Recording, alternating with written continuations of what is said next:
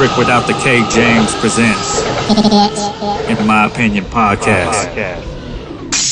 So another kind of factor between all three of us is that we all have children a little bit at a different stage. Your children are pretty close. You have a 15 and 18-year-old, right? And you have a 13-year-old. 13. Daughter that lives with you. 13, 17. And then 13, my daughter's 30 17. and lives in Montana. So what's the differences between raising girls versus boys? What's the pros and cons? You go first. Well, it's the old saying, right? It's the old saying that I only have to look after one penis. I'm assuming you gotta look after everybody's fucking dick, right? So, I'm so glad I tell people, because I know if my kids were females, I would start them on birth control at like age 9. They would have to take Plan B. They'll be like, "How come my M&Ms have a B on them?" Bitch, just eat your Plan B, right?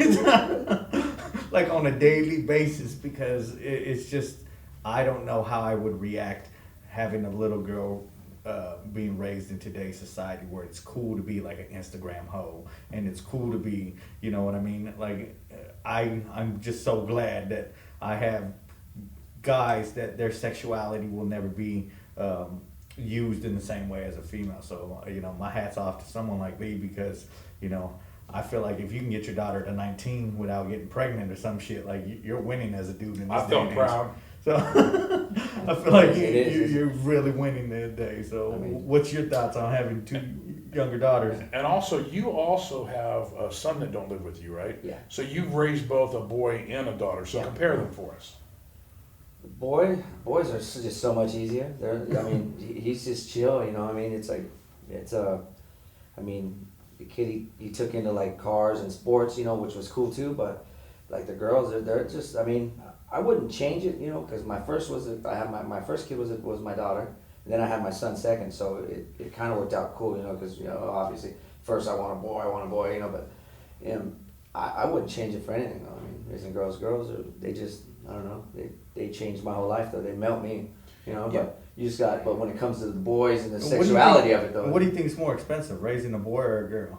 definitely the girls. I don't think it's close. I don't think it's even close. Girls. No, girls are. But is that on the front end or the back end? Well- Because I've also heard parents, Well- like my cousin who has a boy and a girl, she said it's more expensive kind of raising the girl, because you gotta color coordinate every fucking thing. But later on in life, a man kind of helps her afford her life. So, but your son, where she's like, my son is always asking me to fucking borrow money. My son is, and I'm that son, so. But if you have a 19, 25-year-old kid that you're still lending money to, that could be a boy or a girl. Yeah. The difference to me in raising a boy and a daughter was girls had different clothing, different needs, and of course, all the other stuff that comes with them. Where a boy, most boys, you could give them a hat, a sweatshirt, and jeans, and they are freaking happy. Okay? And it never seemed to be like that with a daughter. The crazy thing about my daughter was the emotions. It was the emotions that I went through. I remember one day her breaking down crying. It's 6:30 in the morning, we're getting ready to go to school. And I'm like going, what's going on? It was dirty or something. Her hair didn't turn out right. He said sure. And come to find out, she had a little boy she was supposed to meet for lunch or something, which I found out later. But it was kind of funny, I think she was in 8th grade at the time. And it's just hilarious. As a boy, you'd never cry over that. You'd throw a hat on, right? Yeah. And another thing that I want to get your take on this, because this is coming. My daughter was 15, and we went to the grocery store. And we walk into the grocery store, and this kid looks at her, damn near rapes her from her, shoes all the way to her shoulders. And he didn't see me seeing her, because I was standing to the side. And I looked at him and I said, "Are you fucking shitting me?" And he looked at me and got kind of red. But that was the first time I ever had to deal with it as a father. Me seeing somebody look at my daughter like that. Undressing your daughter right in front of you. Now I know how you are. We're gonna have to. Me and Drew's already talked. We're gonna have to hide a body with Lee one day. How are you gonna handle this? Well, I guess we'll have to just see. It depends on the situation, because I can't incriminate myself. But I make sure they all know I love guns. Well, because I have my oldest daughter. She just made me a grandpa. I'm a grandpa now, so Congratulations. I'd already heard that. Thank you. It's awesome. Old And ass. then my second youngest daughter, she's got a boyfriend. She's 17, so she's got like a steady boyfriend now. And you know, I have the pleasure of meeting him, and I just make sure I let him know I'm a crazy dude and I love guns and all that good stuff. And I'm sure my kids probably relay it to him. Hey, you gotta be careful with my dad. He's great. You know, I hope they do anyways. Just I hope to they keep them do. honest, just to keep them honest. You know, but you know, of course, like you size that kid when you address your daughter. Well, I size that little guy up too when I see him. When we see, I think they picked some good kids so far. I like them. My daughter dated a kid one time. He was about 6'4", and my daughter's a whopping 4'11", right? And he was a little bit of an arrogant kid, and I remember letting him know, this is a fight I can't lose. I hope you understand. I will run you over with a fucking truck.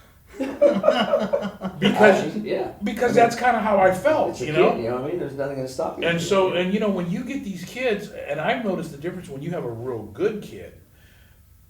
It's like a boy comes over, he's polite, he's nice, and you probably should be more scared of those.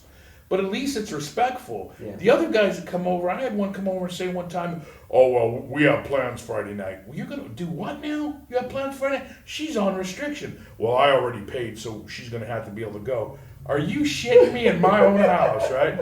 So how are you handling the differences between, because your one son's in a very serious relationship, he lives with her. Yeah. And then you have your younger Sean.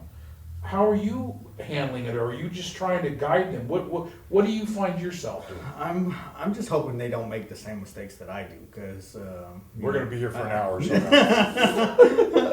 because as we all know, and we all have the same, like we love beautiful women, but I think with beautiful women comes extra fucking problems, man. Like, you know, because they know they're beautiful and they know that they, you know, you're replaceable. So I'm hoping that my son has a better, like, that used to be my list was just beautiful. Like, check, okay, we'll make everything else work. So I'm hoping that my sons don't get that from me. Yo, it's your boy Charlie Murphy, my main man, Rick James.